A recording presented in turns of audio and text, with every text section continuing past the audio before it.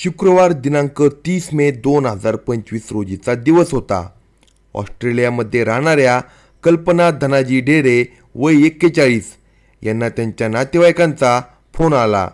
आपले नातेवाईक आपल्याला कॉल का करत आहे असे मनाशी म्हणत कल्पना ढेरे यांनी मोबाईल उचलून कॉल रिसीव्ह केला. तेव्हा तिकडून तिचे नातेवाईक बोलू लागले, सॉरी कल्पना, तुला डिस्टर्ब केलं बघ. अगं आम्ही तुझ्या आईच्या घरी आलोय, पण घरात कुणी दिसत नाही. कुठे गेल्या असतील लक्ष्मीबाई? असे म्हणताच कल्पना ही घाबरली, कारण तिने दुपारी 12 नंतर आणखी एक वेळा आईच्या मोबाईलवर कॉल केला होता.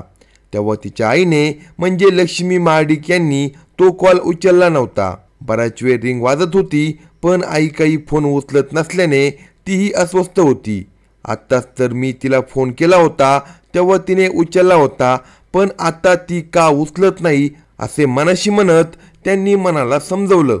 कुठेतरी कामात गुंतली असेल, नंबर बघून करेल मला पुन्हा ती फोन असे म्हणत कल्पना ढेरे यांनी मोबाईल ठेवून दिला होता. तेवढ्यात तिच्या नातेवाईकांचा फोन आल्याने आणि त्यांनी घरात कुठे लक्ष्मी महाडिक म्हणजे कल्पनाची आई दिसत नसल्याचे सांगितल्याने ती घाबरली आणि म्हणाली, अहो मी दुपारी 12 वाजता फोन केला होता. मी तिच्याशी बोलले आहे, नंतर पुन्हा फोन लावला पण तो तिने उचलला नाही. तुम्ही जरा बघता का ती कुठे गेली आहे?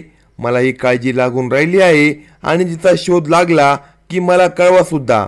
ऑस्ट्रेलियात राहणाऱ्या कल्पना ढेरे यांनी आईच्या घरी आलेल्या पाहुण्यांनाच आईचा शोध घ्या म्हणून सांगितल्यावर लक्ष्मी महाडिक हिचे नातेवाईक लक्ष्मी हिचा शोध घेऊ लागले. ते लक्ष्मी यांच्या शेतात सुद्धा गेले. शेतात ते फिरत असताना त्यांना मोबाईल वाजल्याचा दिसून आला. ते पाहुणे आवाजाच्या दिशेने गेले असता पुढील दृश्य बघून त्यांना धक्काच बसला. शेतातील पिकामध्ये लक्ष्मी यांचा मृतदेह पडला होता. डोक्यात जखम झाली असल्याने रक्त वाहिले होते. अति रक्तस्रावामुळे त्यांचा मृत्यू झाला होता. नातेवाईकांनी लगेच या घटनेची माहिती कुर्डुवाडी पोलीस ठाण्यात दिली. पोलीस निरीक्षक सुरेश चिल्लावार, सहाय्यक पोलीस निरीक्षक सचिन शिंदे घटनास्थळी दाखल झाले. त्यांनी मृतदेह व घटनास्थळाचा पंचनामा केला. लक्ष्मीचा मृतदेह पोस्टमॉर्टमसाठी पाठवून देण्यात आला. लक्ष्मी यांचा मुलगा दत्तात्रय आणि सून रजनी दोघे बेपत्ता होते. पोलिसांनी लक्ष्मी यांची मुलगी कल्पना ढेरे हिला ऑस्ट्रेलिया येथे फोन करून आईचा खून झाला असल्याची माहिती दिली. आईचा खून झाल्याचे कळताच कल्पना लगेच विमानाने येण्यास निघाल्या. लक्ष्मीच्या खून प्रकरणी मारुती रामा देवडे राहणार अनाळा तालुका परांडा या नातेवाईकांनी कुर्डुवाडी पोलीस ठाण्यात फिर्याद दाखल केली. पोलिसांनी अज्ञात व्यक्तीविरुद्ध खुनाचा गुन्हा दाखल केला. 2 दिवसात ऑस्ट्रेलियातून कल्पना मुंशी येथे आल्या. लक्ष्मी यांचा अंत्यविधी करण्यासाठी घरात मुलगा दत्तात्रय नसल्याने कल्पना यांनी लक्ष्मी यांच्यावर अंत्यसंस्कार केले. लक्ष्मी यांच्या पोस्टमॉर्टमचा रिपोर्ट पोलिसांना मिळाला. या रिपोर्टमध्ये लक्ष्मी यांचा गळा दाबून व डोक्यात दगडाने मार केल्यामुळे मृत्यू झाल्याचे नमूद केले होते. लक्ष्मी यांचा खून कुणी आणि कोणत्या कारणामुळे केला याचा तपास पोलिसांनी सुरू केला. श्वान पथकाला पाचारण करण्यात आले. तेव्हा श्वान मृतदेह सापडला त्या ठिकाणावरून लक्ष्मी यांचा मुलगा दत्तात्रय आणि सून रजनी राहत असलेल्या घरापर्यंत गेला. पोलिसांना तपासाचा मार्ग सापडला. नंतर पोलिसांनी लक्ष्मी यांची मुलगी कल्पना ढेरे यांच्याकडे चौकशी केली.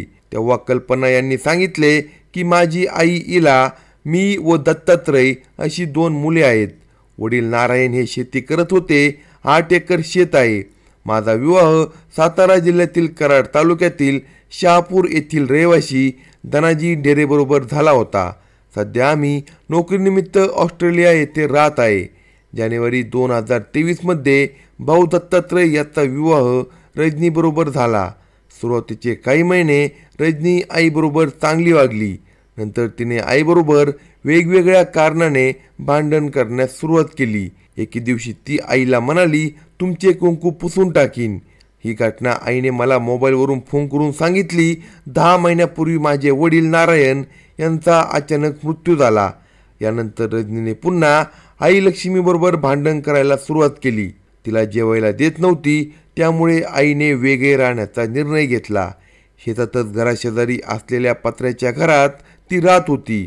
मात्र काही दिवसानंतर भाऊ दत्तात्रयने आईला शेतजमीन माझ्या नावावर कर, खर्चासाठी पैसे दे म्हणून भांडण सुरू केले.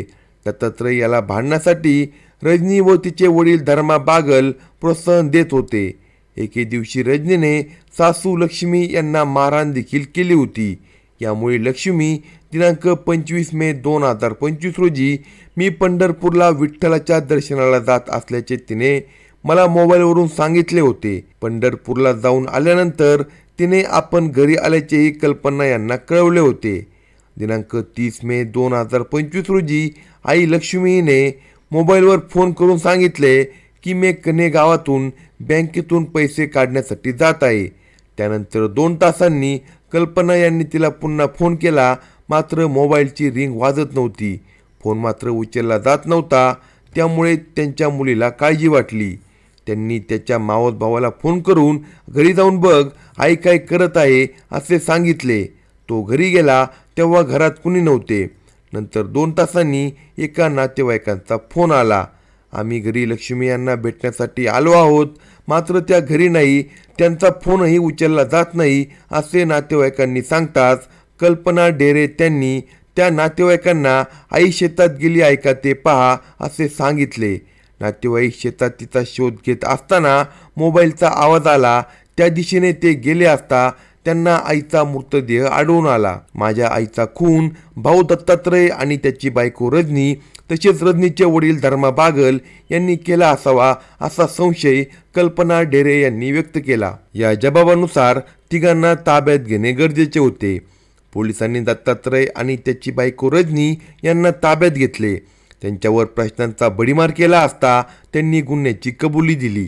यामुळे लक्ष्मी नारायण महाडिक यांच्या खून प्रकरणी मुलगा दत्तात्रय नारायण महाडिक, सून रजनी दत्तात्रय महाडिक, सुनेचे वडील धर्मा बागल या तिघांवर गुन्हा दाखल केला. संशयित आरोपी दत्तात्रय व रजनी यांना न्यायालयासमोर उभे केले असता न्यायाधीशांनी 5 दिवस पोलीस कोठडीत ठेवण्याचे आदेश दिले. पोलीस कोठडीमध्ये असताना दोघांची कसून चौकशी केली गेली. तेव्हा त्यांनी सांगितले की वडील नारायण यांच्या नावावर 8 एकर शेती होती.